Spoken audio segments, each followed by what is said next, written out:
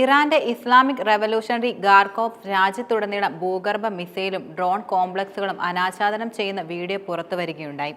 ഇതിനെ തുടർന്ന് ഇസ്രയേലിന് വലിയ പണിയാണ് ഇനി കിട്ടാൻ പോകുക എന്ന കാര്യത്തിൽ ഏറെക്കുറെ തീരുമാനമായി കഴിഞ്ഞു എന്ന് പറയാം. മറ്റൊരു യാഥാർത്ഥ്യം ഇറാന് നേരെ കൈയുയർത്താൻ നെതന്യാഹുവിന് കുറച്ച് പേടിക്കേണ്ടി വരുമെന്നതാണ്. പശ്ചിമേഷ്യയിൽ സംഘർഷങ്ങൾ വർദ്ധിച്ചുകൊണ്ടിരിക്കുന്ന സാഹചര്യത്തിന്റെ അടിസ്ഥാനത്തിൽ ഇറാന്റെ ഭാഗത്തു നിന്നുള്ള ഈ സുപ്രധാന നീക്കം ആഗോള സംഘർഷങ്ങളിൽ വലിയ കോളിളക്കം സൃഷ്ടിക്കുമെന്ന കാര്യത്തിലും യാതൊരുവിധ സംശയവുമില്ല. മിസൈലുകൾ സൂക്ഷിക്കുന്നതിനുള്ള ഭൂഗർഭ അറയുടെ അനാച്ഛാദനത്തിന് പുറകെ പുതിയ മിസൈലുകളുടെ നിർമ്മാണം ആരംഭിക്കാൻ പോവുകയാണെന്നും ഇറാൻ അറിയിക്കുകയും ചെയ്തു. ഈ ഭൂഗർഭ കേന്ദ്രത്തെ പ്രധാനമായും വിശേഷിപ്പിക്കുന്നത് ഉറങ്ങാത്ത അഗ്നിപർവ്വതമെന്നാണ്. അജ്ഞാതമായ ഒരു സ്ഥലത്ത് സ്ഥിതി ചെയ്യുന്ന ഈ അറയിൽ വലിയ അളവിൽ ആയുധങ്ങൾ ശേഖരിക്കുവാനും അതുപോലെ രഹസ്യമായി അവ പ്രയോഗിക്കുന്നതിനുമുള്ള സംവിധാനങ്ങളും ഇവരുടെ കൈവശമുണ്ട്. ഒക്ടോബറിലും ഏപ്രിലും ഇസ്രയേലിനെതിരെ ഇറാൻ നടത്തിയ പ്രവർത്തനങ്ങളുടെ ഒരു ഭാഗം ഈ ഭൂഗർഭ മിസൈൽ ബേസ് ഉപയോഗിച്ചാണ് നടത്തിയെന്ന തരത്തിൽ റിപ്പോർട്ടുകൾ പുറത്തുവരികയുണ്ടായി. മോക്ക് ഡ്രില്ലുകളും മറ്റ് ആയുധങ്ങളുടെ പരീക്ഷണ ലോഞ്ചിങ്ങും ഇറാൻ ഈ മാസം നടത്തുമെന്ന് ജനറൽ അലി മുഹമ്മദ് നൈനി മുന്നറിയിപ്പ് നൽകുകയും ചെയ്തിരുന്നു. ഇതിന് പിന്നാലെ ഏതാനും ദിവസങ്ങൾക്ക് ശേഷമായിരുന്നു ഭൂഗർഭ അറയുടെ വീഡിയോ പുറത്തു വന്നത്. കൂട്ടക്കുരുതിയും വംശഹത്യയും നടത്തി സർവ്വതും കൈപ്പിടിയിലാക്കാമെന്ന് അഹങ്കരിക്കുന്ന ഇസ്രയേലിന് ഇറാൻ നൽകുന്ന മുന്നറിയിപ്പാണ് ഇത് യഥാർത്ഥത്തിൽ. ഇറാന്റെ സൈനിക സൗകര്യങ്ങൾക്കും അതുപോലെ വ്യോമ പ്രതിരോധ സംവിധാനങ്ങൾക്കും നേരെ ഇസ്രയേൽ സൈന്യം നിരവധി വ്യോമാക്രമണങ്ങൾ ഇപ്പോൾ തന്നെ നടത്തിക്കഴിഞ്ഞു. ഇറാനിയൻ സൈനികരെ കൊല്ലുകയും അതുപോലെ ഇറാന്റെ സുരക്ഷ ദുർബലപ്പെടുത്താനും ഇസ്രയേൽ നിരന്തരം ശ്രമങ്ങൾ നടത്തുകയും ചെയ്യുന്നുണ്ട്. ഈ വെല്ലുവിളികൾക്കിടയിലും ഇറാൻ 10 മടങ്ങ് ശക്തിയിലാണ് നെതന്യാഹുവിനെതിരെ പടയൊരുക്കങ്ങൾ നടത്തുന്നതെന്നത് ഏറെ ശ്രദ്ധേയമാണ്. ഇറാന്റെ ഈ സൈനിക ശക്തി പ്രകടനങ്ങളിൽ ഇസ്രയേൽ ഇനി ഒന്ന് കരുതിയിരിക്കുക എന്നത് മാത്രമേ ആകെ ഒരു വഴിയുള്ളൂ. ഞങ്ങളുടെ പ്രതിരോധങ്ങളെല്ലാം മറ്റേതെങ്കിലും രാജ്യത്തിന്റെ പ്രവർത്തനത്തെ അടിസ്ഥാനമാക്കി രൂപകൽപ്പന ചെയ്തിട്ടുള്ളതല്ല എന്ന് ജനറൽ സലാമി പ്രസ്താവന നടത്തിയിരുന്നു. ഈ പ്രസ്താവന യഥാർത്ഥത്തിൽ സൂചിപ്പിക്കുന്നത് ഇറാന്റെ സൈനിക തന്ത്രം പ്രത്യാക്രമണം ഉദ്ദേശിച്ചല്ല എന്നും മറിച്ച് പ്രതിരോധ ശക്തി മെച്ചപ്പെടുത്തുന്നതിൽ ശ്രദ്ധ കേന്ദ്രീകരിക്കുന്നുമെന്നുമാണ്. ഇറാൻ വികസിപ്പിച്ചെടുത്ത 1000 കിലോമീറ്ററിലധികം ദൂരപരിധിയുള്ള ഡെസ്ഫുൾ പോലുള്ള ന്യൂനത മിസൈലുകളും ഷാഹെദ് 136B പോലുള്ള ഡ്രോണുകളും മറ്റും പ്രതിരോധ മേഖലയ്ക്ക് വളരെയധികം ആത്മവിശ്വാസം നൽകുന്നവയാണ്.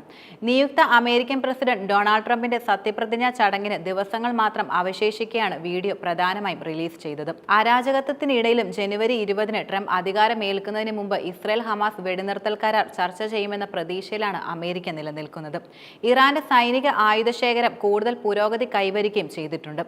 ദൂരെയുള്ള വസ്തുക്കളെ തകർക്കാൻ ശേഷിയുള്ളവയാണ് 120 കിലോമീറ്റർ ദൂരമുള്ള ഹ്രസ്വദൂര ബാലിസ്റ്റിക് മിസൈലായ ഫാത്ത് 360.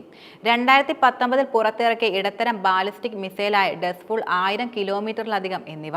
കൂടാതെ ശ്രദ്ധേയമാണ് ഇറാന്റെ ഡ്രോൺ ഫ്ലിറ്റും. അതിൽ കാമിഹേസ് ഷാഹെദ് 100-360ന്റെ നവീകരിച്ച പതിപ്പായ ഷാഹെദ് 100-360Bയും ദീർഘദൂര ബോംബിംഗ് ദൗത്യങ്ങൾക്കായി രൂപകൽപ്പന ചെയ്ത ജെറ്റ് പവർ ഡ്രോണുകളും കരാറും പ്രധാനമായി ഉൾപ്പെടുന്നുണ്ട്. ഈ ആയുധ സമ്പത്ത് സൂക്ഷിക്കുന്നതിന് വേണ്ടി നിർമ്മിച്ച ഭൂഗർഭ അറകളാണ് പ്രധാനമായും ഡ്രോൺ നഗരങ്ങൾ എന്നത്.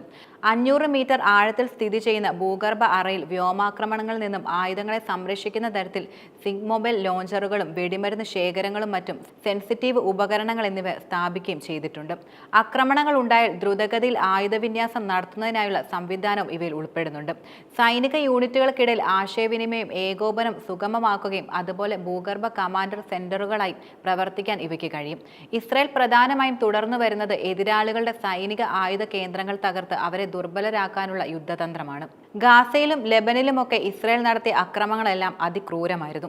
പക്ഷേ ഇറാന്റെ പുതിയ ഭൂഗർഭ അറകൾ ഇസ്രയേലിന്റെ ഇത്തരത്തിലുള്ള യുദ്ധതന്ത്രങ്ങൾക്ക് വെല്ലുവിളി ഉയർത്തുമെന്നത് ഉറപ്പായ കാര്യമാണ്.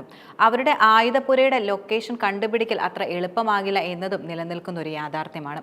മാത്രമല്ല ഇവ ഇറാന്റെ സൈനിക കേന്ദ്രങ്ങൾക്കുമേലുള്ള വ്യോമ ആക്രമണങ്ങളുടെ ആഘാതം വലിയ തോതിൽ കുറയ്ക്കും. ആയുധങ്ങളുടെ ഇറക്കുമതി കുറിച്ച് അവയിൽ സ്വാശ്രയത്വം കൊണ്ടുവരാനാണ് ഇറാൻ നിലവിൽ നടത്തുന്ന ശ്രമങ്ങളെല്ലാം തന്നെ.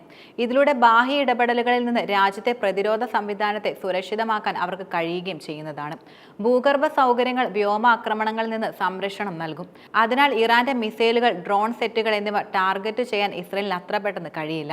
ഭൂഗർഭ സൗകര്യങ്ങൾ ഇറാന്റെ സൈനിക ശേഷിയെക്കുറിച്ച് കൃത്യമായ രഹസ്യാന്വേഷണ വിവരങ്ങൾ ശേഖരിക്കുന്നതിൽ ഇസ്രയേലിന്റെ വഴി തടസ്സപ്പെടുത്തുകയും ചെയ്യും. ഫലപ്രദമായ സൈനിക പ്രവർത്തനങ്ങൾ ആസൂത്രണം ചെയ്യുവാനും അവ നടപ്പിലാക്കാനും ഇസ്രയേലിന് കഴിയാതെ വരുന്ന സാഹചര്യം ഉണ്ടാക്കാം. ഇറാന്റെ സൈനിക ശേഷി വർദ്ധിക്കുന്നുവെന്ന വാർത്തകൾ ഇനി ആയുധം കയ്യിലെടുക്കുമ്പോൾ 2 തവണ ചിന്തിക്കാൻ ഇസ്രയേലിനെ യഥാർത്ഥത്തിൽ ഒന്നുകൂടി പ്രേരിപ്പിക്കുമെന്നതിലും സംശയം വേണ്ട. ഇറാന്റെ ഭൂഗർഭ മിസൈലുകളിൽ നിന്നുള്ള ഭീഷണി നേരിടുവാനായി ഇസ്രയേൽ മിസൈൽ പ്രതിരോധ സംവിധാനങ്ങളായ അയൺ ഡോം, ഡേവിഡ് സ്ലിംഗ് ആരോ എന്നിവയിൽ കൂടുതൽ നിക്ഷേപം നടത്തേണ്ട സാഹചര്യം വന്നേക്കാം.